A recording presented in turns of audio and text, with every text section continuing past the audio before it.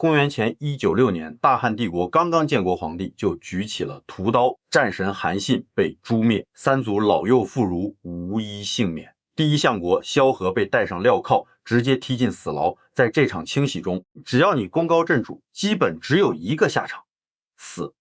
可那个智商最高，掌握着皇帝最多致命秘密的第一谋臣张良，不仅连根头发都没掉，最后还安详地死在了自家床上，甚至被后世尊为神仙。凭什么？今天我们就来解开这个唯一的生还密码。要看清这一切，必须回到起点。那时候张良不是什么仙风道骨的隐士，而是一个背负血海深仇、四处逃窜的亡命之徒。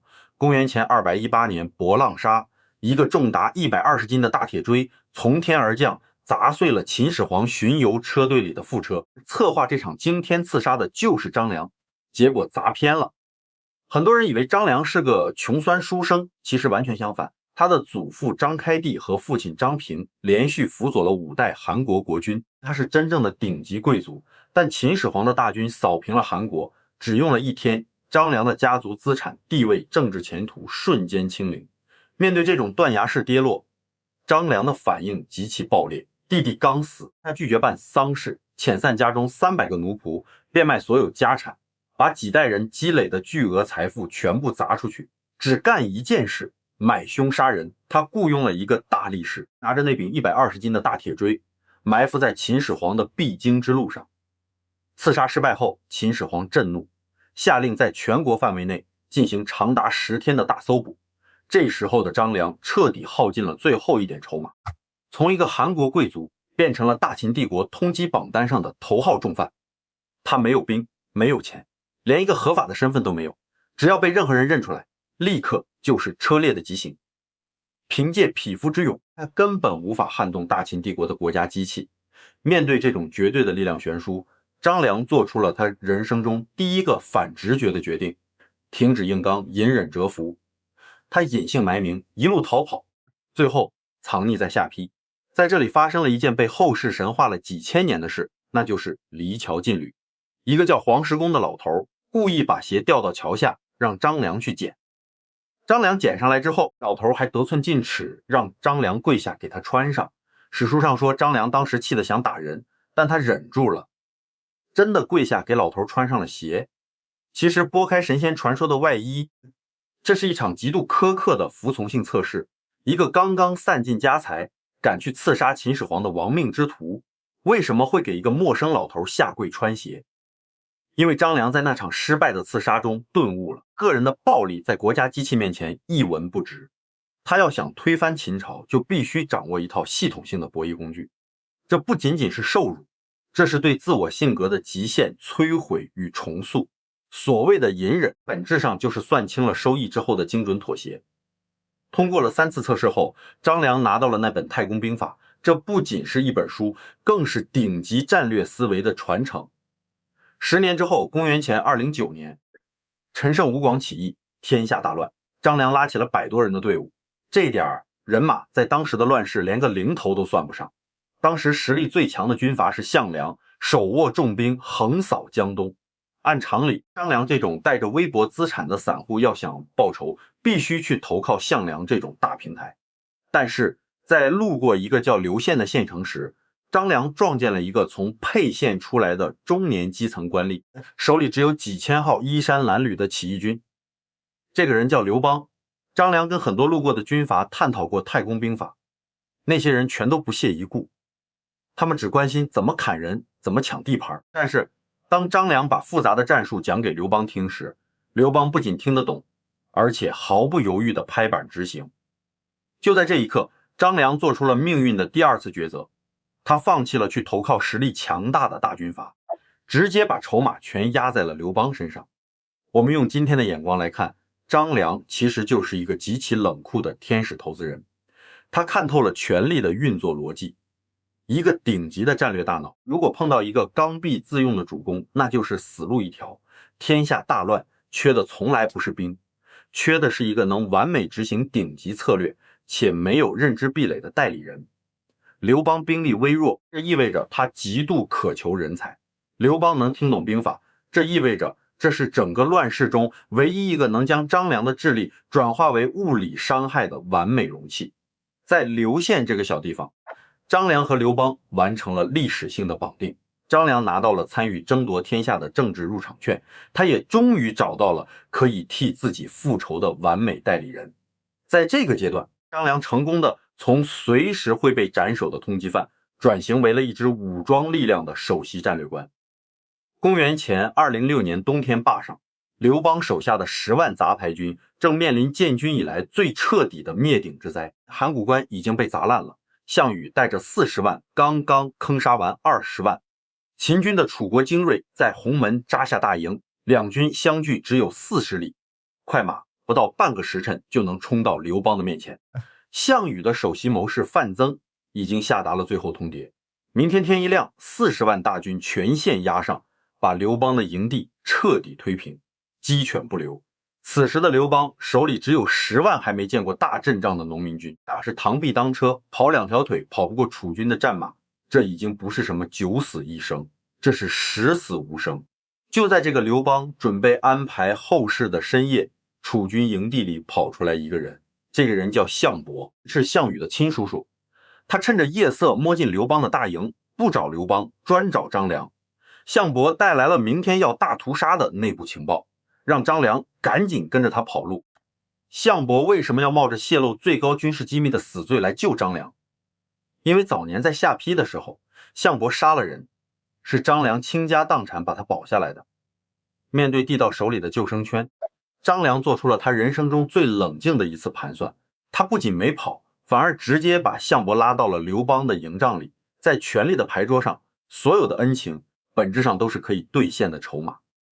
张良非常清楚自己这条命保住了没用，他费尽心血选中的政治代理人一旦死了，他这辈子就彻底失去了推翻大秦、重塑天下的本钱。他必须用这唯一的筹码把项伯拉下水。一场极度赤裸的人情交易在深夜的营帐里展开。张良指导刘邦端起酒杯，刘邦低头认项伯做大哥，并许诺结为儿女亲家，用一个虚无缥缈的联姻承诺拉拢了这位项羽的亲叔叔。刘邦装出一副极度委屈的窝囊样，发誓自己绝对没有称王的心思。拿了政治干股的项伯连夜赶回楚营，硬生生劝住了项羽，把明天的军事围剿变成了一场政治饭局。这就是历史上著名的鸿门宴。第二天，刘邦只带了100多个随从，走进了项羽的大营。这是一场极度不对等的谈判。刘邦一进门就开始道歉，把身段放到了泥土里。但是范增根本不吃这一套。酒过3巡，范增举起玉珏连摔3次，暗示项羽动手。项羽装看不见，范增直接叫来项庄，拔剑起舞，剑尖刀刀不离刘邦的脖子。就在这命悬一线的时刻，昨晚的政治投资变现了。项伯拔出剑也开始舞剑，他用自己的身体死死挡在刘邦前面。项羽阵营的核心层在这一刻出现了致命的撕裂。刘邦趁着上厕所的借口，带着樊哙几个亲信从小道狂奔逃命。主公跑了，但戏还得有人演完。张良没有跑，他一个人留在了杀气腾腾的楚军大营里，这需要极大的心理素质。张良双手捧着一对白璧和一对玉斗，静静地站在项羽和范增面前，替刘邦圆谎，说刘邦不胜酒力，已经先回去准备交接关中的权力了。项羽收下了白璧，范增接过玉斗，拔出剑，当场把玉斗砸得粉碎。范增指着张良的鼻子骂出了一句：断言将来夺取天下的一定是刘邦，我们这些人都要做他的俘虏了。张良面不改色，在一众楚军将领吃人的目光中，平静地转身走出了楚军大营。这场豪赌张良赢了，他用私人恩情作为杠杆，撬动了项羽集团的内部分裂，硬生生从40万大军的刀刃下把刘邦的命抢了回来。但这仅仅是活下来。项羽随后主持了分封大典，他把刘邦踢到了偏远险恶的巴蜀地区，封为汉王。通往巴蜀的沿途全是大山和栈道，根本养不起大军。项羽的意思很明白，让你活着，但你要一辈子困在山里。刘邦带着队伍垂头丧气地走进蜀地。就在队伍即将完全进入大山的时候，张良拦住了刘邦，提出了一个极其狠辣的建议：烧毁身后的栈道。栈道是悬崖峭壁上用木头搭出来的唯一通道，烧了栈道，意味着汉军彻底切断了自己回到中原的路。很多将领都觉得张良疯了，但张良的算盘打得极其深远。项羽生性多疑，留着栈道，项羽就会日夜防备刘邦打回来。一把火烧了栈道，等于向全天下发送了一个最明确的政治信号：我刘邦这辈子就在巴蜀养老了，绝对不出来抢地盘。这把火不仅烧掉了退路，更烧掉了项羽对刘邦的最后一点警惕心。公元前205年，彭城刘邦遭遇了人生中最惨烈的一场大溃败，大汉政权差一点就被原地抹除。在此之前，刘邦趁着项羽主力在齐国平叛，纠集了56万诸侯联军，一举攻下项羽的老巢彭城。刘邦以为自己赢了，每天在彭城的大殿里搜刮珍宝，摆酒庆功，但他根本不了解他面对的是一个什么样的战争怪物。项羽收到消息，没有大军回援，而是亲自率领3万精锐骑兵，连夜急行军杀回彭城。3万人对阵56万人，这违反了所有的军事常识。但是项羽硬生生把这56万联军切成了碎片，汉军全线崩溃，疯狂逃窜，被楚军一路追砍，10几万具尸体，硬是把睢水给堵得断了流。刘邦在乱军中拼命逃跑，连自己的亲爹和老婆吕雉都弄丢了，全成了项羽的俘虏。最后，刘邦带着几十个残兵败将逃到了一个叫夏邑的地方。大帐里，刘邦瘫坐在地上，看着满脚的水泡和绝望的部下，他引以为傲的几十万大军灰飞烟灭，雄心壮志被项羽打得粉碎。刘邦咬着牙抛出了历史上最大的一张空头支票：函谷关以东的地盘我全不要了，谁能帮我搞死项羽，这些地盘全归他。这是一个输光了筹码的赌徒在做最后的歇斯底里。就在所有人集体沉默的时候，张良站了出来，他没有提供任何情绪价值，也没有喊什么空洞的口号。张良告诉刘邦，认清现实，你的直系部队根本打不过项羽，想赢就必须改变游戏规则，把单挑变成群殴。怎么群殴？用未来的领土买现在的打手。张良在地图上画了3个圈，精准锁定了3个最顶级的战争外包商。第一个是彭越，彭越手里有兵，天天在项羽的大后方打游击，但他没有合法的政治身份。张良建议立刻把梁地大片区域许诺给彭越，给他封王。第二个是英布，英布是项羽手下最能打的头号战将。九江王张建议派人去游说英布，用更大的利益砸晕他，让他直接在项羽内部策反。第三个也是最核心的一个是韩信，韩信当时已经是刘邦的将领，但张良看透了韩信的军事天才和隐秘的野心。张良建议给韩信绝对的独立指挥权，让他去开辟北方战线，潜台词很明确，你打下多少地盘，将来就给你封多大的王。在权力的牌桌上，从来没有天生的忠诚，只有利益交割的契约。张良的这套方案本质上就是一套残酷的金融杠杆，用项羽现在的地盘作为股份，招募全天下最狠的杀手，组建一个反楚利益集团。刘邦照单全收，这场宿命对撞的齿轮彻底改变了转动方向。利益的驱动力是极其恐怖的，拿了干股的打手们开始疯狂干活。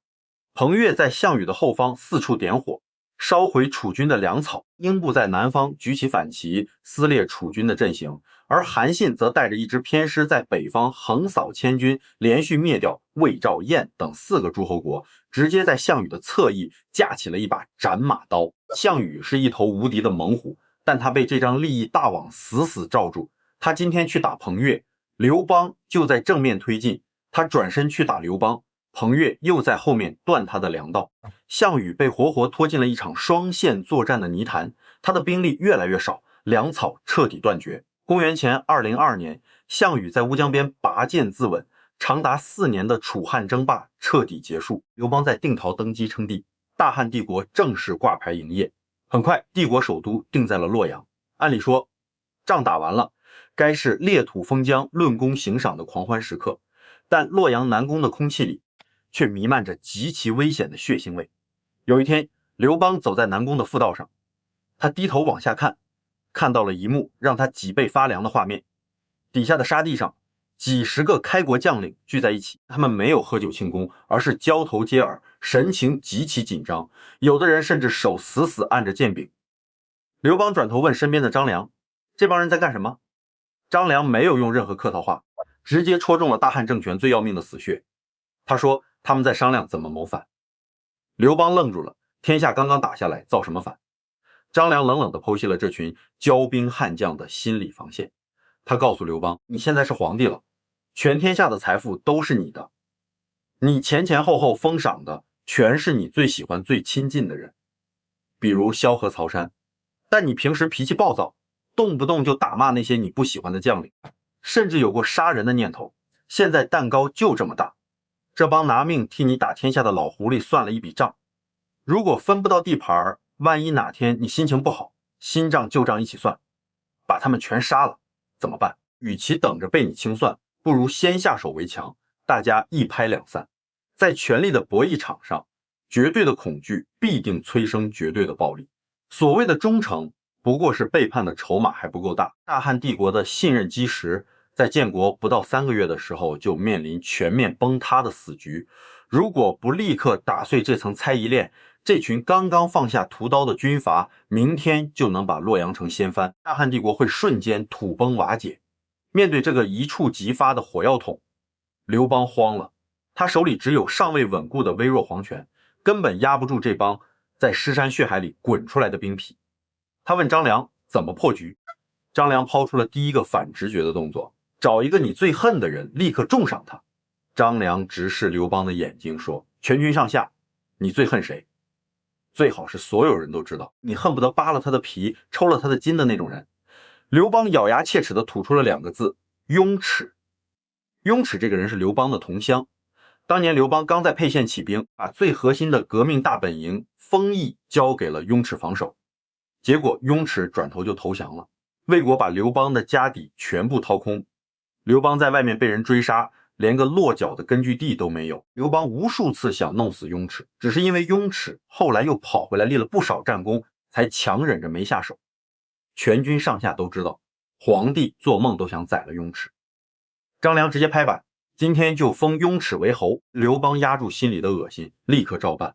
他不仅封雍齿为神方侯，给了2500户的食邑，还大张旗鼓地摆下国宴，亲自给雍齿敬酒。这个举动的震撼力无异于平地起惊雷。当那些正在沙地上密谋造反的将领们吃着雍齿的封侯酒时，心里的恐惧瞬间烟消云散。他们的博弈逻辑极其简单，连雍齿这种背叛过皇上，把皇上坑得最惨的人都能封侯，那我们这帮只受过几句骂的人还有什么好怕的？一场足以毁灭新生帝国的军事兵变，被张良用一个侯爵的指标瞬间瓦解。大汉初期的军心奇迹般的稳定了下来，安抚了外围的军队，刘邦终于坐稳了龙椅。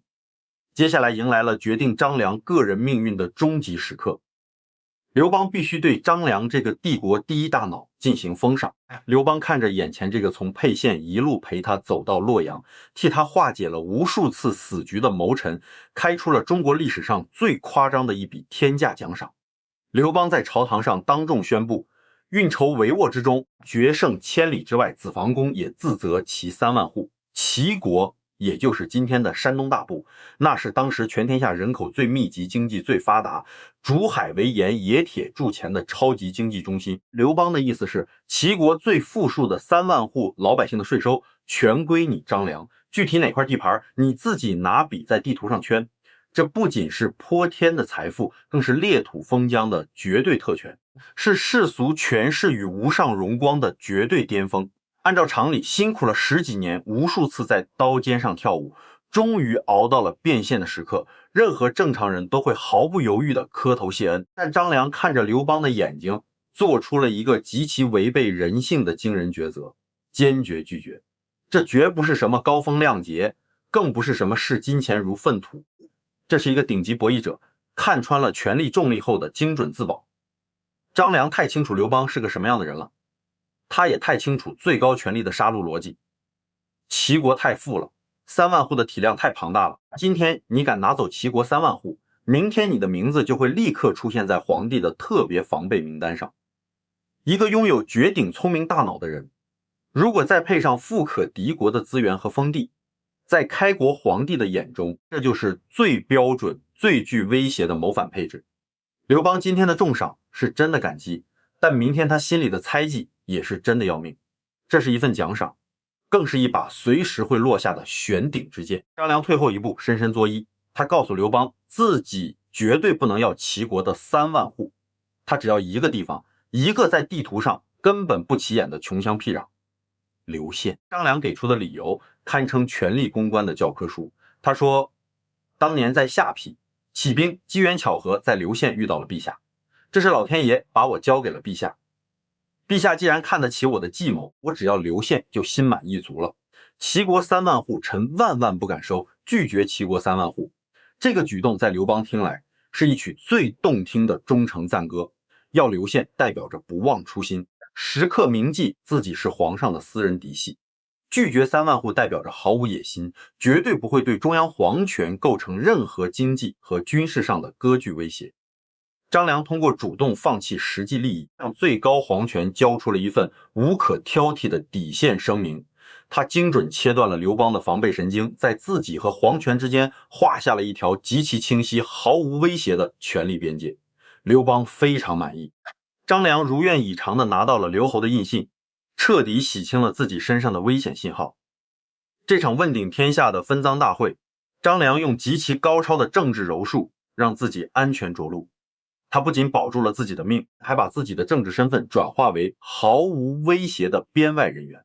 公元前196年，当年那些拿了政治干股替刘邦在侧翼疯狂绞杀项羽的异姓王们，迎来了最彻底的集中清算。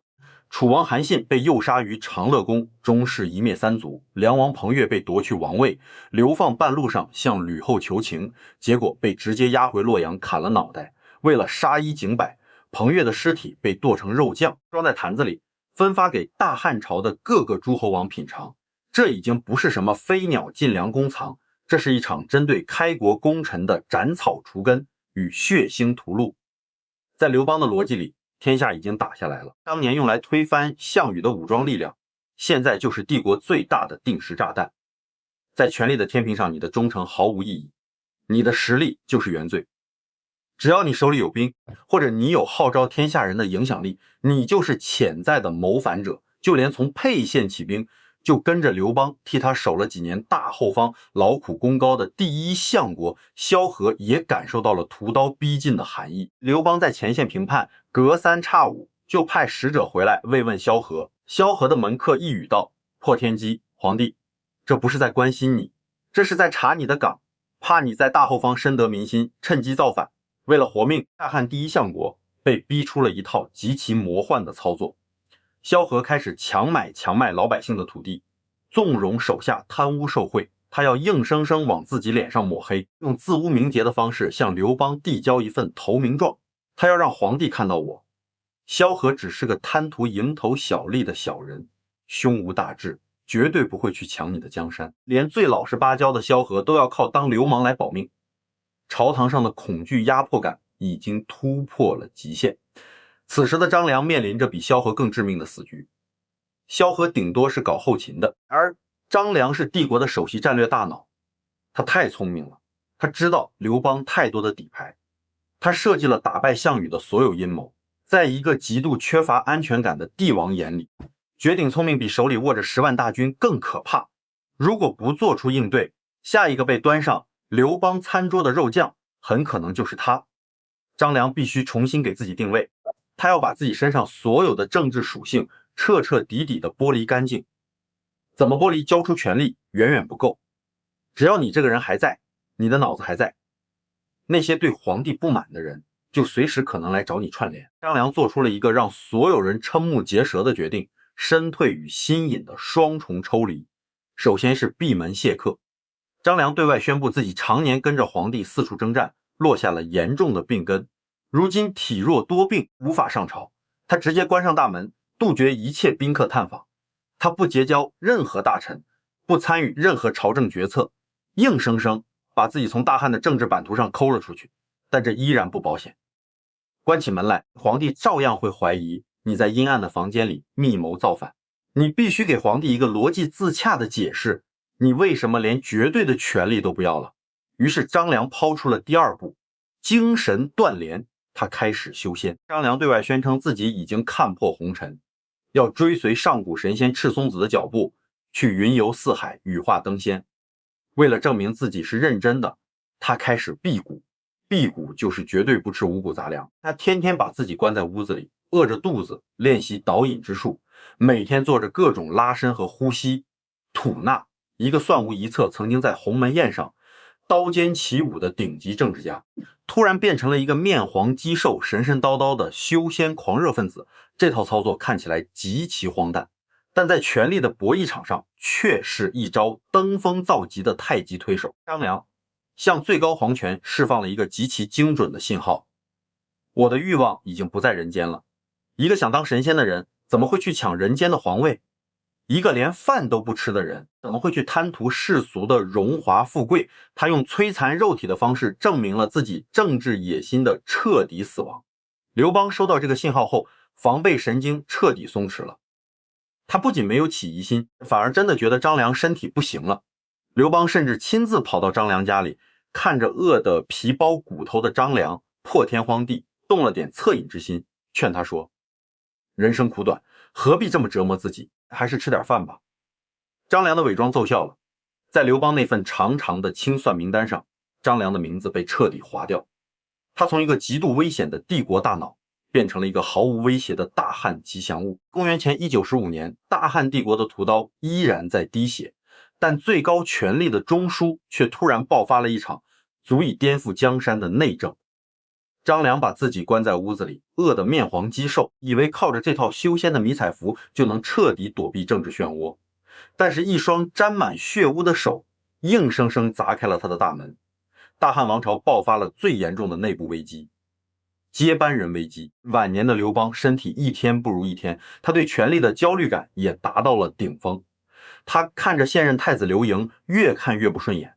刘盈是吕后生的，性格仁慈软弱，而在刘邦眼里，这种软弱在残酷的政治丛林里就是死罪。当时的天下是个什么局面？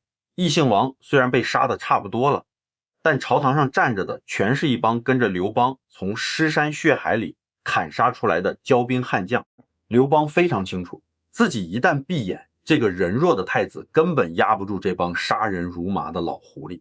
为了帝国的长治久安，刘邦把目光转向了自己最宠爱的戚夫人，以及戚夫人生的儿子赵王刘如意。刘邦对这个儿子的评价只有4个字：如意累我，也就是像我，够狠够聪明。刘邦下定决心要废掉太子刘盈，改立赵王如意。这个决定直接引爆了大汉帝国的火药桶，废长立幼，动摇的是整个国家的根本。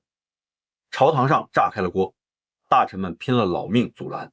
御史大夫周昌是个结巴，在大殿上气得满脸通红，结结巴巴地跟刘邦大吵。太傅叔孙通直接放话：你今天要是敢废太子，我马上撞死在这根柱子上。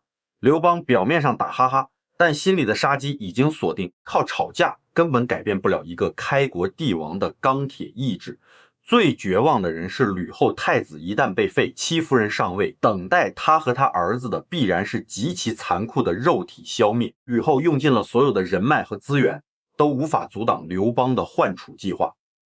走投无路之下，吕后想起了那个闭门修仙的大汉第一大脑，他派出了自己的亲哥哥建成侯吕泽，直接带人冲进了张良的府邸。这是张良晚年遭遇的最大死局。吕泽没有废话，直接把刀递到了张良的眼前，意思非常明白：你是皇上最信任的谋臣，现在太子有难，你不能装死，你今天必须出一个主意。张良的大脑开始飞速运转，摆在他面前的是一个绝对的两难困境。如果不帮吕后，这个女人的手段他太清楚了。一旦刘邦驾崩，吕后掌握实权，第一个就会把他张良全家剁成肉泥，因为见死不救在权力场上就是背叛。如果帮，怎么帮？跑去大殿上跟刘邦讲道理，找死。刘邦现在防的就是功臣集团干预皇权交接，只要张良敢在这个敏感时刻开口替太子求情，刘邦立刻就会新账旧账一起算，认定张良和吕氏外戚勾结，马上就会活剥了他。面对这种必死之局，张良展现出了中国历史巅峰级别的太极推手。他看着气急败坏的吕泽，抛出了一个极其冷酷的判断：皇上现在是出于骨肉私情要换太子，这时候哪怕有100个张良跑去劝，也没有任何用处，口舌之争毫无意义。吕泽急了，那到底怎么办？张良拿出一张羊皮地图，指了指长安城外的商山，他给吕后出了一个不动刀兵、不费口舌却能一击毙命的阳谋，请商山4号。什么是商山4号？这是4个隐居在商山的白胡子老头：东园公、吕控理先生、齐礼记、夏皇公。这4个人是那个时代最具政治威望的文化图腾，代表着天下读书人的最高信仰。当年刘邦打下天下，想用高官厚禄把这4个人请出来装点门面，结果这4个老头根本不给面子，嫌弃刘邦傲慢无礼，直接躲进深山老林，死都不出来。这成了刘邦心里的一根刺，也是他一直无法跨越的政治高山。张良的博弈逻辑极其毒辣。刘邦为什么觉得太子不行？因为他觉得太子没有威望，镇不住场子。怎么证明太子有威望？不是靠大臣去吵架，而是要让太子做到连皇帝都做不到的事情。张良给吕泽制定了详细的执行手册，让太子放下所有的身段，准备最豪华的马车，带上最贵重的礼物，用最卑微的言辞写信，核心只有一条装孙子，把这4个活神仙当亲爷爷一样请下山。吕后集团立刻照办，奇迹发生了。那4个连开国皇帝的面子都不给的隐士，竟然真的被太子的诚意打动，坐着马车走进了太子的东宫。清算日很快到来。公元前195年，大汉皇宫举办了一场盛大的国宴。刘邦端着酒杯，正准备继续推进换太子的计划，突然他的目光越过人群，死死盯住了太子刘盈的身后。在太子的身后站着4个80多岁的老人，他们胡须雪白，一直垂到胸口，虽然穿着普通，但气质渊然月至。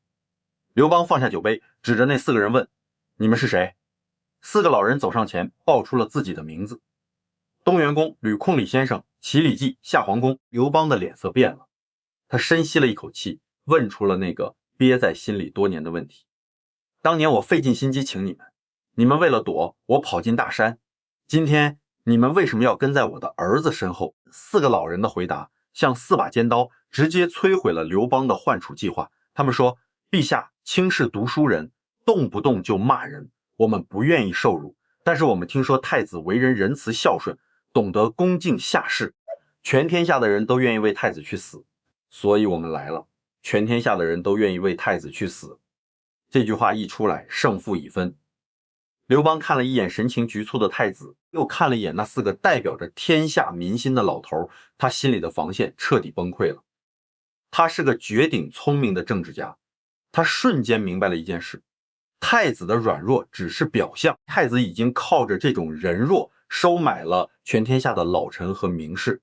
这4个老头站在太子身后，就等于向全天下宣告，大汉帝国的法统和民心已经牢牢绑定在了刘盈身上。刘邦没有发脾气，他只是挥了挥手，让这4个老头好好照顾太子。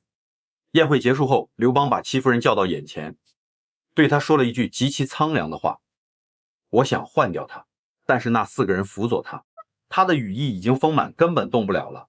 吕后真的是你的主人了。戚夫人绝望地放声大哭。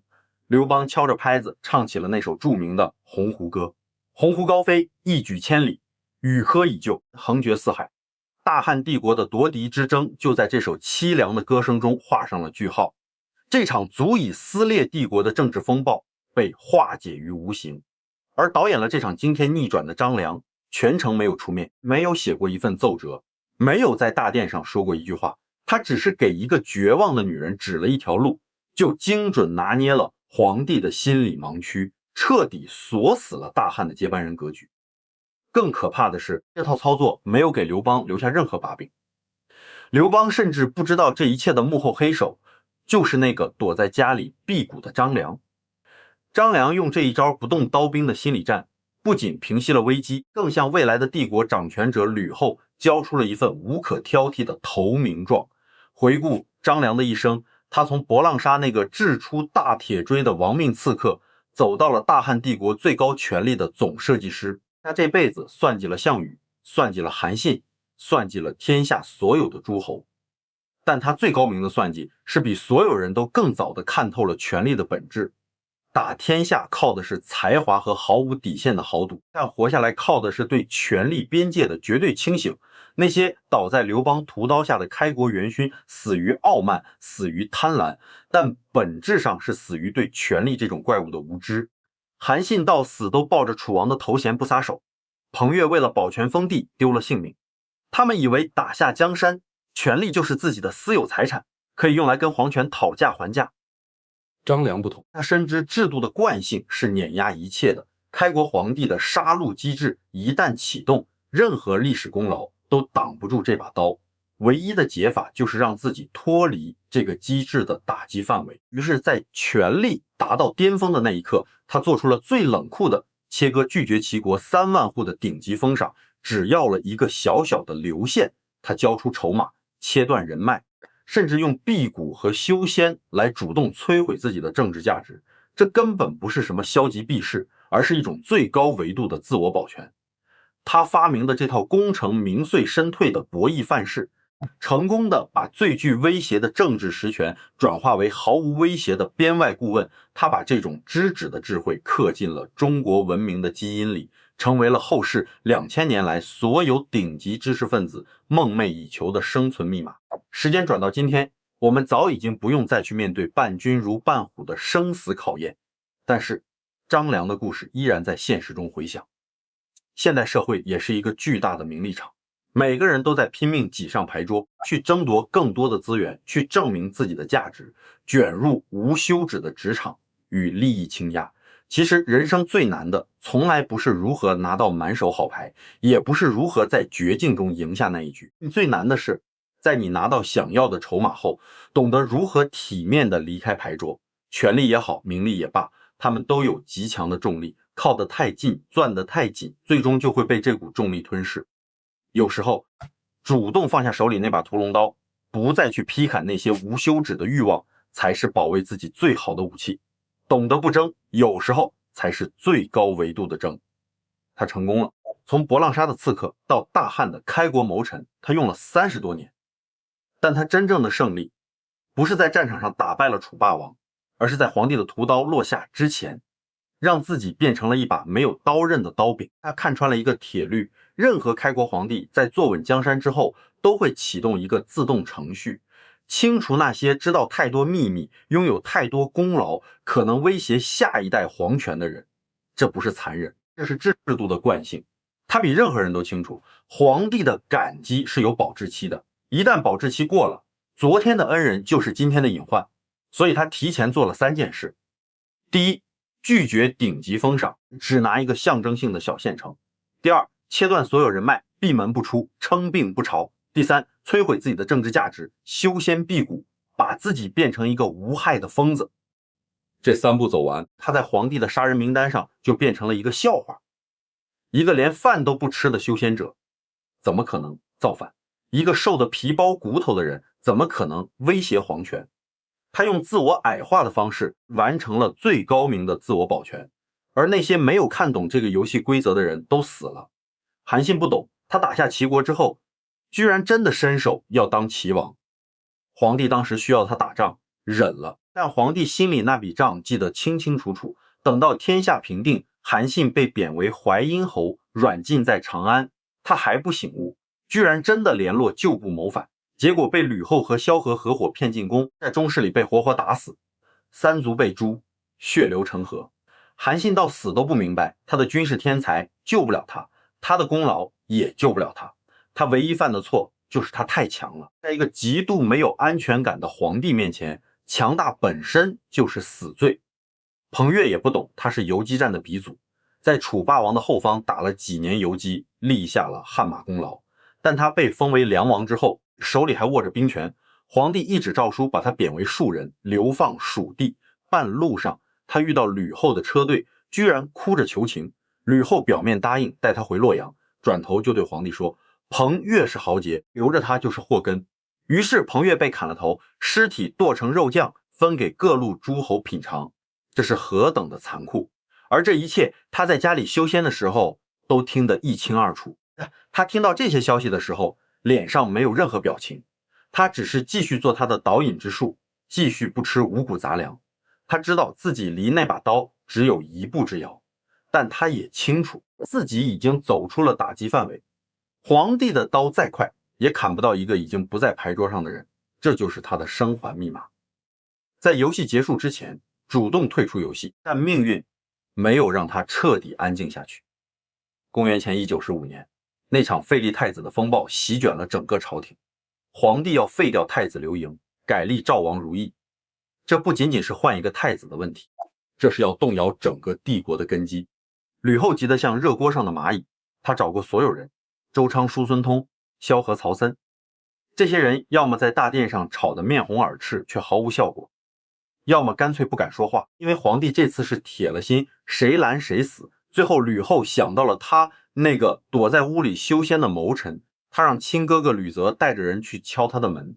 吕泽是个武将，脾气暴躁，进门就直接把刀拍在桌上，说：你今天是出主意也得出，不出主意也得出，不然我让你现在就成仙。他看了看那把刀，又看了看吕泽的脸，他知道这次躲不过去了，但他也清楚直接出面劝皇帝等于自杀，他必须找到一个既不出面又能解决问题的办法。他想到了商山四号，这4个人是天下读书人的精神领袖，皇帝请了他们好几次，他们都不来，因为觉得皇帝粗鲁无礼。但太子如果能把他们请出来，就意味着太子的人格魅力超越了皇帝，这是一个无解的政治符号。他告诉吕泽，让太子写一封信，言辞要极其谦卑，礼物要极其贵重，态度要极其恭敬，派最体面的车马去接，把这4个人当神仙一样供着。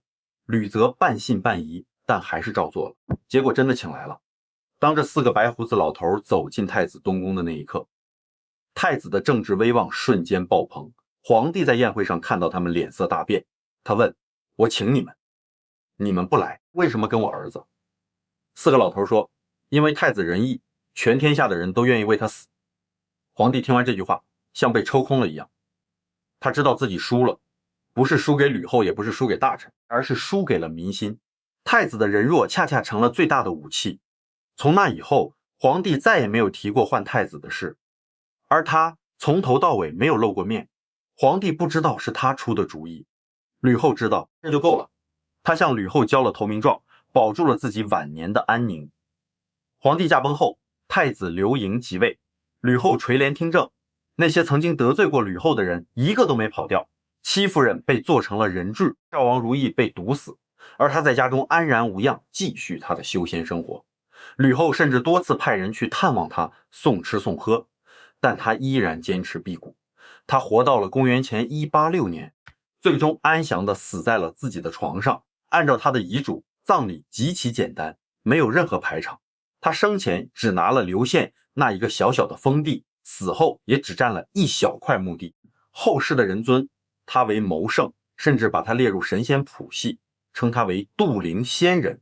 但只有他自己知道，他这辈子最大的成就不是帮皇帝打下了江山，而是在江山打下来之后，让自己活着离开了牌桌。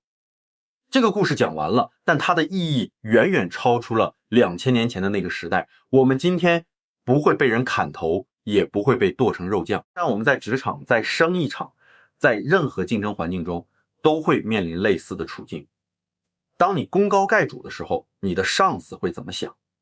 当你能力太强的时候，你的同事会怎么看你？当你的存在威胁到别人的地位时，你该怎么办？张良给出的答案很简单，懂得收敛，懂得退让，懂得在适当的时候主动降维。不是因为你不够强，而是因为你太强了。太强的人如果不主动示弱，就会被当作靶子；太聪明的人如果不装傻，就会被当作威胁。这不是窝囊，这是智慧。这是一种看透了人性之后的选择。韩信不懂这个道理，所以他死了。萧何懂了，所以他靠自污活了下来。张良不仅懂了，而且做到了极致，所以他活得最舒服。他不仅活了下来，还活得体面，活得有尊严。他没有靠出卖朋友，没有靠谄媚权贵，没有靠任何下作的手段，他靠的是对自己的清醒认知和对权力规则的无情洞察。他知道什么时候该出手，更知道什么时候该收手。他一生中最精彩的一计，不是鸿门宴上的临危不乱，不是彭城溃败后的连环杠杆，也不是安定军心时的蜂拥齿为侯。他最精彩的一计，是在自己权力最高峰的时候，主动放弃了所有权利。这一计保了他一条命，保了他全家平安，保了他2000年的美名。今天的人们常说躺平，但张良的躺平是有策略的躺平，是有底气的躺平。他不是因为无能而躺平，而是因为太有能而主动选择躺平。他的躺平是为了不让上面的人害怕，不让旁边的人嫉妒，不让下面的人惦记。他的躺平是一种最高段位的自我保护。如果你正在职场中感到压力，如果你发现自己的光芒太耀眼而招来了非议，如果你觉得自己的功劳反而成了负担，不妨想想张良，想一想他在齐国3万户面前的拒绝，想一想他在仙丹辟谷中的自我放逐，想一想他在太子废立风波中的隐身术。他没有消失，他只是换了一种方式存在。他没有认输，他只是重新定义了赢。他的赢不是赢下了多大的蛋糕，而是赢下了整个人生。最后用他最喜欢的一句话来结束这个故事。这句话不是他说的，但他用一生践行了它。功成身退，天之道也。完成了一件事儿，就离开那张桌子。不要留恋，不要贪杯，不要觉得没有你就转不下去。事实上，没有你，桌子照样转，而且可能转得更稳。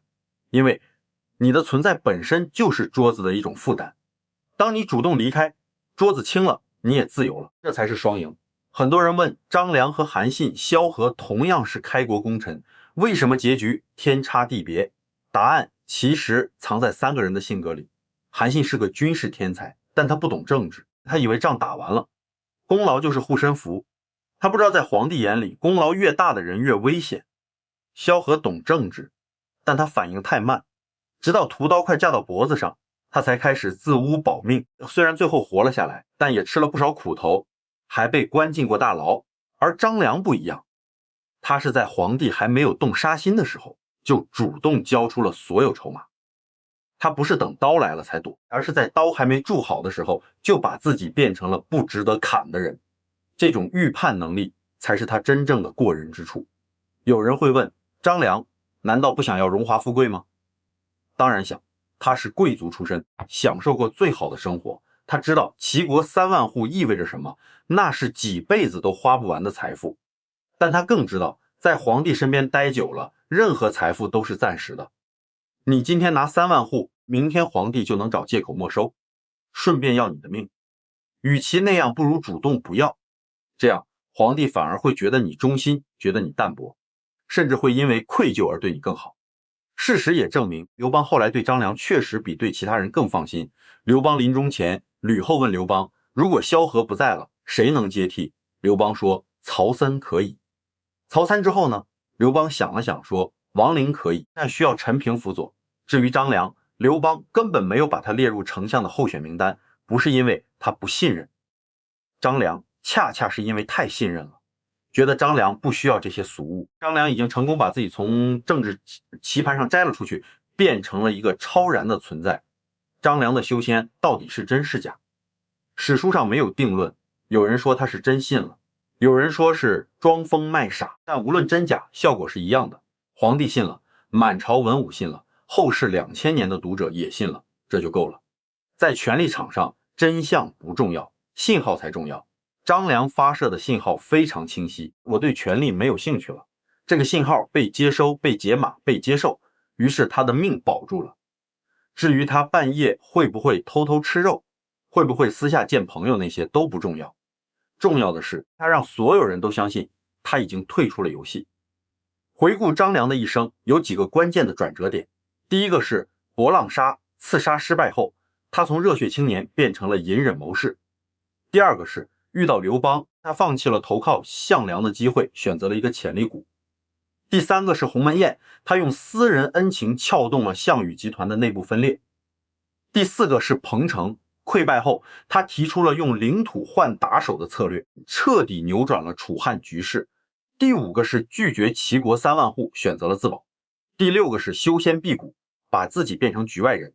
第7个是暗中策划商山4号，既保了太子，又交了投名状。这7个节点，每一个都体现了他对权力规则的深刻理解。他不是天生的智者，他是在一次次失败和危机中被逼出来的智者。有人说张良的故事太遥远了，对我们普通人没有参考价值。其实不然，今天我们虽然不用面对皇权，但职场上、商业上，甚至人际关系中，处处都有类似的博弈。你能力强了，领导会防备你；你功劳大了，同事会嫉妒你；你资源多了，对手会盯着你。这些压力本质上和古代的功高震主是一样的。那么你该怎么办？张良给了我们一个范本：收敛锋芒，主动退让，让别人觉得你没有威胁。这不是认怂，而是一种高阶的生存策略。那些一味蛮干、死磕到底的人，往往伤得最重，而那些懂得审时度势，知道什么时候该进，什么时候该退的人，才能走得最远。张良还有一个特质值得学习，他从不贪功。每一次大功告成，他都会把功劳推给别人。鸿门宴后，他说是项伯帮了大忙；彭城策略后，他说是韩信、彭越、英布打得好；安定军心时，他说是皇帝自己英明。他从来不强调自己的作用，这就让皇帝觉得他是个谦逊的人，不构成威胁。而韩信恰恰相反，打下齐国后就要求封假齐王，虽然最后封了真齐王，但皇帝心里已经把他判了死刑。同样的道理放在今天，你在团队里做完一个大项目，是把功劳全部揽到自己身上，还是主动分给同事？你表现得过于突出，领导会不会觉得你功高盖主？这些分寸感就是张良教给我们的智慧。故事讲到这里已经到了尾声，张良最终在公元前186年去世，享年大约64岁。在那个平均寿命很低的年代，这已经算高寿了。他走的时候很安详，没有痛苦，没有恐惧，身边有家人陪伴。他留下的不是万贯家财，而是一个家族的平安和一段传奇。他的后人世世代代继承刘侯的爵位，直到东汉末年才断绝，这在汉初功臣中是极为罕见的。大多数功臣的家族在几代之内就被清洗或衰落，而张良的家族延续了近400年，这就是不争的力量。每当我们被欲望驱使，被攀比折磨的时候，不妨想一想张良在齐国3万户面前的转身。那个转身放弃了看得见的富贵，却换来了看不见的平安。有时候放下比拿起更难，但也更重要。愿你在这个喧嚣的世界里也能找到自己的流线，那个让你安心，让你不必争抢，让你可以安静生活的地方。在汉初的功臣榜上，张良的排名并不靠前。刘邦论功行赏时，把萧何排在第1，曹参第2，张良只在第62位左右。但这恰恰是张良想要的结果，排名越靠后，越不惹眼，越安全。那些排名靠前的人，要么像萧何一样被怀疑，要么像韩信一样被杀头。张良宁愿做一个不起眼的刘侯，也不要做一个显眼的齐王。这再次证明了他的核心逻辑：不被注意才是最大的安全。在现代社会里，这个逻辑同样适用。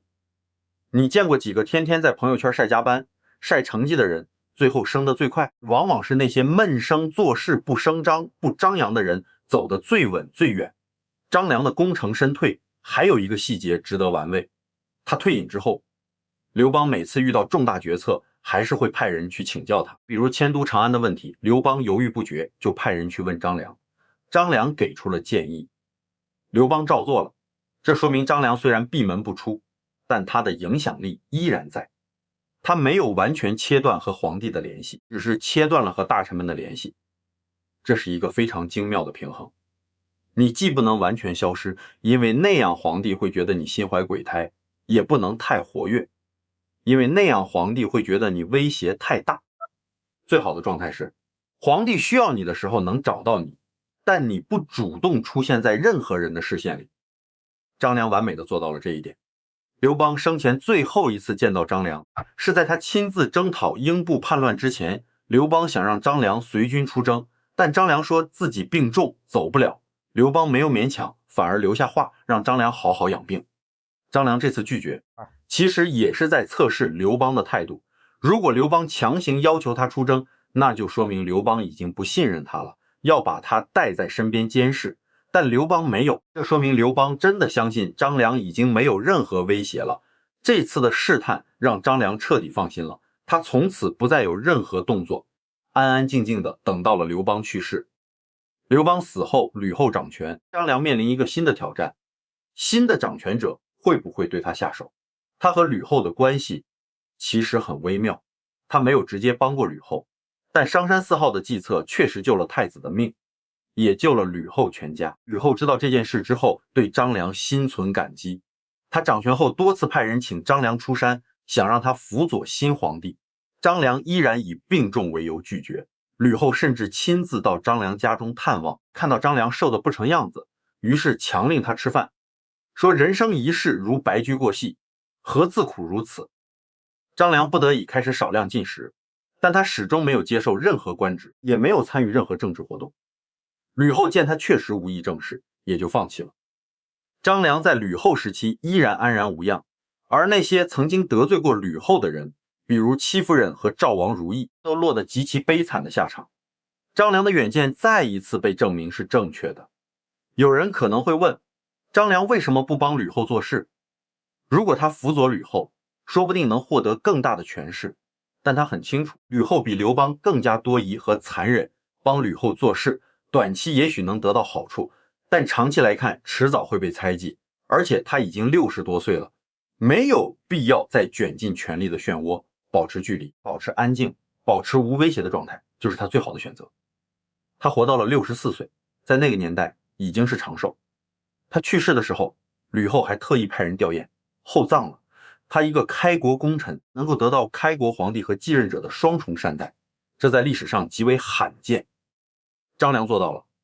对比一下其他功臣的结局，韩信被杀时35岁，彭越被杀时大概50岁，英布叛乱被杀时也不到60。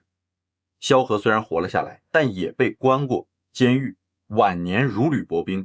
只有张良从头到尾没有受过一次牢狱之灾，没有受过一次皮肉之苦，甚至没有被皇帝严厉批评过一次。他是真正意义上的全身而退。后世把张良列为汉初三杰之首，与韩信、萧何并列，但3人之中，韩信生死族灭，萧何受辱保命，只有张良得以善终。这3条不同的路给了后人无尽的思考。张良的故事还揭示了一个道理，真正聪明的人不是在一场战役中赢得多漂亮，而是在整个战争中活到最后。楚汉相争，很多人赢了眼前，输了长远。项羽赢了无数场战斗，却输掉了整个战争。韩信打赢了所有战役，却输掉了自己的性命。张良从来没有亲自指挥过一场战斗，但他赢得了整个人生的棋局。他的战略眼光不仅体现在军事上，更体现在对人性的洞察上。他知道人的贪婪，知道人的恐惧，知道权力的运作规律。他把这些知识用在了自己身上，而不是只用在别人身上。这就是他和其他谋士最大的不同。我们每个人在生活中也会遇到类似的抉择。有时候我们太想赢，太想出风头，太想证明自己，但往往证明自己的代价是巨大的。张良告诉我们，真正的赢有时候是不参与，真正的聪明有时候是装傻，真正的强大有时候是示弱。这不是消极，而是一种更深层次的积极，因为你知道什么对你真正重要，什么只是浮云。你的健康和安宁比任何头衔和财富都重要，你的家人的平安比任何功勋和奖章都重要。张良用一生证明了这一点。张良的晚年还有一件事值得一说，他辟谷修仙之后，身体确实变得很差，但他并不是真的不吃任何东西，只是不吃五谷杂粮。他可能吃一些水果草药，或者喝一些汤水。所谓辟谷在古代是一种养生方式，并非完全不进食，但他对外宣称自己什么都吃不下，这就够了。皇帝相信他病了，大臣相信他疯了，没有人再把他当作政治对手。他用一种近乎自虐的方式换取了一个安稳的晚年。这笔账他算得很清楚。有人说张良太精明了，精明到让人害怕，但其实他的精明从来不用来害人。他不像陈平那样擅长阴谋诡计，也不像刘邦那样翻脸无情。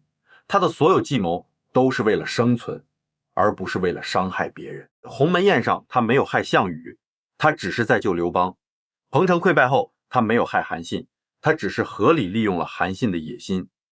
安定军心时，他没有害雍齿，他反而帮雍齿封了侯。商山4号的计策也没有害任何人，只是让皇帝看到了太子的民心所向。张良的一生没有一次主动害人的记录，他所有的谋略都建立在自保的基础上，这就是他和很多谋士最大的区别。他不贪婪，不嫉妒，不恶毒，他只是想活下来，仅此而已。这让我们想起一句话，在权力的游戏中，要么你赢，要么你死。但张良找到了第3条路，他不玩这个游戏了，他不玩了，所以他不输不赢，但他活着。这在当时的语境下已经是一种奇迹。我们今天在职场中其实也可以借鉴这种思路。当你发现某个环境充满了内耗和争斗，你不一定要参与进去，你也可以选择抽身。当然，抽身的前提是你有抽身的能力。张良之所以能够抽身，是因为他已经拥有了足够的资本和声望。如果你还没有积累足够的资本，盲目抽身可能会让你失去一切。所以张良的策略是先全力以赴地赢得筹码，然后在筹码最多的时候果断离场。这个时机把握才是他真正的绝招。很多人在职场中之所以翻车，就是因为赢了之后舍不得走，他们觉得再待一会儿还能赢更多，但往往就是这再待一会儿让他们从赢家变成了输家。因为环境是会变的，当你的角色从攻坚者变成守城者，你的价值就在下降。当新的力量崛起，你的地位就在动摇。与其等到被赶走，不如主动离开。张良在楚汉战争结束时正值权力的最高峰，他完全可以继续留在中枢，继续出谋划策，继续享受皇帝的赏赐，但他选择离开。他知道战争时期的谋臣在和平时期就成了多余的零件。与其等皇帝觉得你多余，不如自己承认自己多余。这种自知之明千金难买。张良的故事之所以流传2000年，不仅仅因为他的智慧，还因为他的人格魅力。他出身贵族，身上有一种与生俱来的优雅和克制。他不像刘邦那样粗俗，不像韩信那样傲慢，不像萧何那样圆滑。他始终保持着一种风度，一种分寸感，即使在被逼到绝境的时候，他也从不失态。鸿门宴上，面对范增的诅咒和项羽的冷漠，他平静地转身离开。这种定力来自于他对局势的绝对掌控感。他知道自己计算过了，知道结果可控，所以他不慌。这种从容是长期训练的结果，也是他家族教养的体现。张良离开权力的方式也很有贵族风范，他不像萧何那样靠自污来保命，他没有强买土地，没有贪污受贿，没有往自己脸上抹黑，他只是安静地关上了门，说我病了。他用了一个既不伤害别人也不伤害自己尊严的方式完成了退场。这种方式让他保持了完整的人格和清白的声誉，后世的人敬仰他，不仅仅因为他聪明，更因为他干净。他没有做过任何见不得人的事，也没有为了自保而出卖任何人。他的全身而退靠的是格局，而不是手段。张良身上还有一个容易被忽略的特质，就是他从不站队。在刘邦的阵营里，有丰沛集团，有外来谋士集团，有吕后外戚集团。萧何、曹参、樊哙等人是丰沛老乡，关系紧密。陈平、厉时齐等人是后来投奔的。张良的身份很特殊，他不是丰沛人，也不是最早跟随刘邦的，但他和刘邦有一种精神上的默契。他从来不参与任何派系斗争，也从不和任何大臣走得太近。项伯救他，那是私人恩情，不是政治联盟。他帮吕后出主意，也是通过吕泽转达自己不出面。他始终保持着独立和超然，这让任何人都无法把他划入任何派系。在派系林立的朝堂上，这种不站队反而是最安全的，因为无论哪个派系得势，都不会把你当作敌人。张良深谙此道。相比之下，韩信就犯了大忌。他在齐国的时候和刘邦的旧部关系疏远，又和项羽的旧部不清不楚。他既不忠于刘邦，又不完全独立。这种暧昧的态度让所有人都觉得他不可靠。当刘邦要收拾他时，没有一个人替他说话。张良不一样，他虽然不站队，但他对刘邦的忠诚是明确的。他从投奔刘邦的那一天起，就再也没有动摇过。即使在最艰难的时候，他也没有想过跳槽。这种一以贯之的忠诚是刘邦信任他的基石。所以你既要忠诚，又要超然，听起来矛盾，但张良做到了。张良的另一个智慧是他从不主动提建议，除非被问到。刘邦问他，他才说；刘邦不问他，绝不多嘴。这让刘邦觉得张良不是一个爱出风头的人，不会抢皇帝的决策权。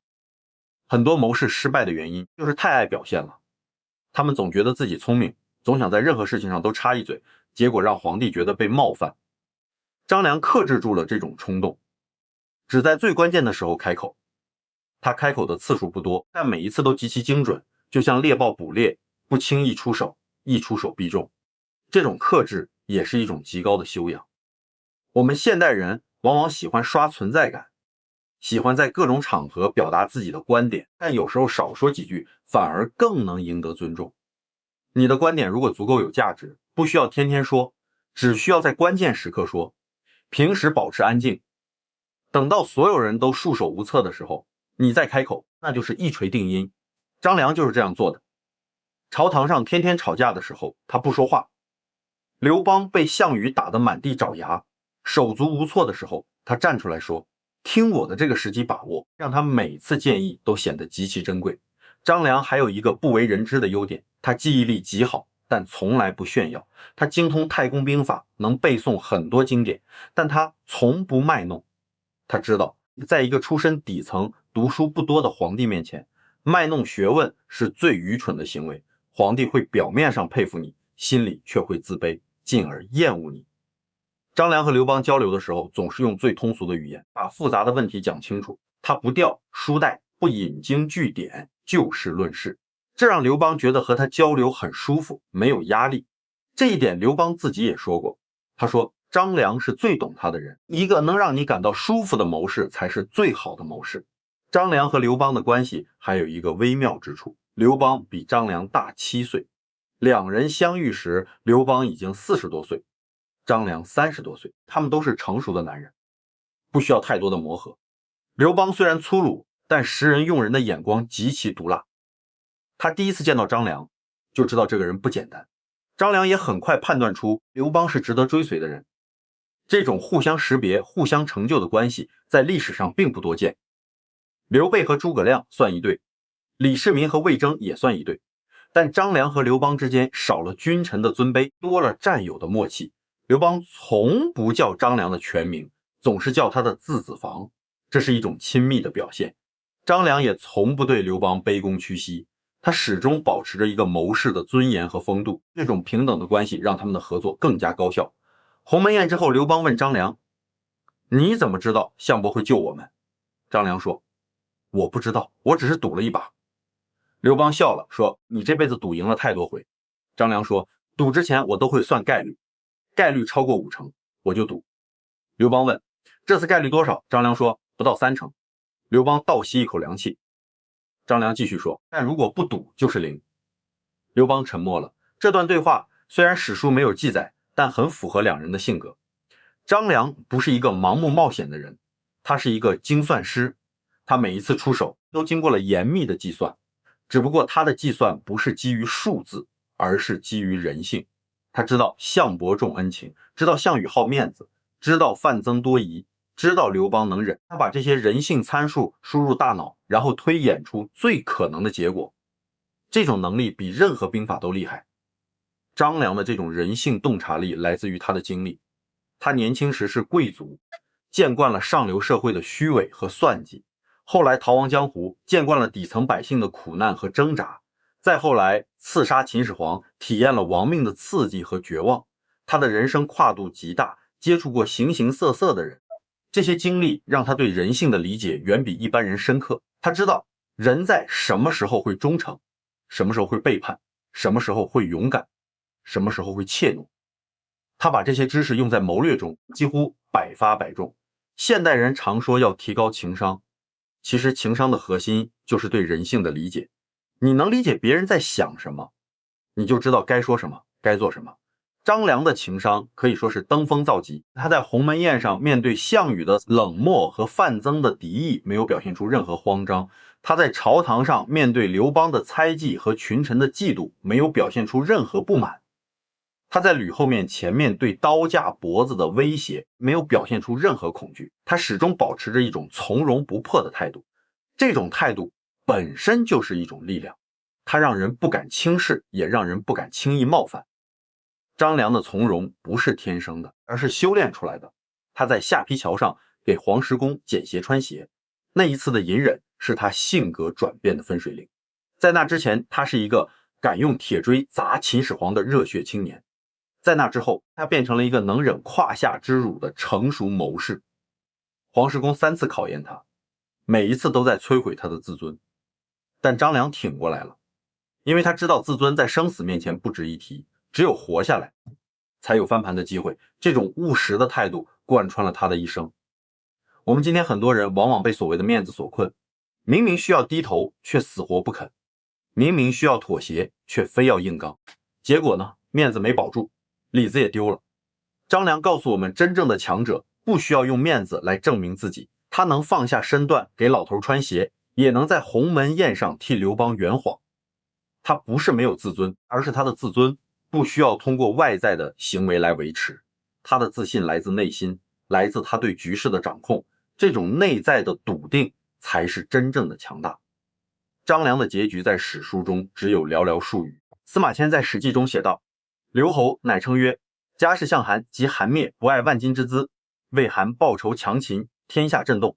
今以3寸舌为帝者师，封万户，位列侯，此布衣之极，余粮足矣。愿弃人间事，欲从赤松子游耳，乃学辟谷，倒饮轻身。这段话翻译过来就是，张良说，我家里世代做韩国的相国，韩国灭亡后，我不惜万贯家财为韩国报仇，刺杀秦始皇，震动天下。现在我靠一张嘴成了皇帝的老师，被封为万户侯，这已经是平民能达到的极限了，我知足了。我想放弃人间的事，跟随赤松子去云游。于是开始学习辟谷，练习导引之术。司马迁没有写他是怎么死的，只是说他最后卒，也就是正常死亡。这在满是血腥的汉初历史中已经是最好的结局了。有人说张良的成功不可复制，因为他的背景和机遇都太特殊了。这话有一定道理。他的贵族出身，他遇到的黄石公，他碰上的刘邦都是可遇不可求的。但是他面对的问题，如何在功成名就后保全自己，是每个人都可能遇到的。他的解决方案，知足、知止、知退，是一种普世的智慧。你可以没有他的才华，但你可以在适当的时候学会满足，学会停止，学会退让。这3个学会不需要特殊的背景，只需要清醒的头脑。我们今天很多人一辈子都在追求更多，更多的钱，更大的房子，更高的职位。我们以为拥有的越多就越幸福，但事实往往是拥有的越多，负担越重。你占有的东西也在占有你，你追求的权利最终会反过来控制你。张良在拥有了一切之后，主动选择放弃，他不是因为得不到才说不想要，他是真的得到了，然后真的放下了。这种得而复舍的境界比从未得到高出不知道多少倍。他的一生是一场从有到无的修行，从一个有血海深仇的贵族子弟，到一个有通天谋略的顶级谋臣，再到一个有无欲无求的修仙隐士。每一步他都在主动选择，而不是被动接受。这种主动性才是他真正的自由。最后用一个问题结束这个故事：如果张良没有在博浪沙行刺，没有在下邳桥遇仙，没有遇到刘邦，没有鸿门宴，没有彭城献策，没有封庸尺，没有拒绝齐3万户，没有请商山4号，他的命运会怎样？答案很简单，他可能早就死了。但正因为有了这些没有，他才成了我们今天知道的张良。历史不能假设，人生也不能重来，每个人都在自己的轨道上做出自己的选择。张良的选择让他活了下来，活得好，活得久，活得让人羡慕。愿你在人生的每一个岔路口也能做出像张良一样清醒克制、有远见的选择，不是在每一场仗中都赢，而是打赢那些真正重要的仗，然后在适当的时候体面的离开牌桌。感谢你听完这个故事，如果你喜欢，请订阅本频道，每晚一个精彩的历史故事，陪你度过每一个安静的夜晚。晚安，愿你今夜好梦。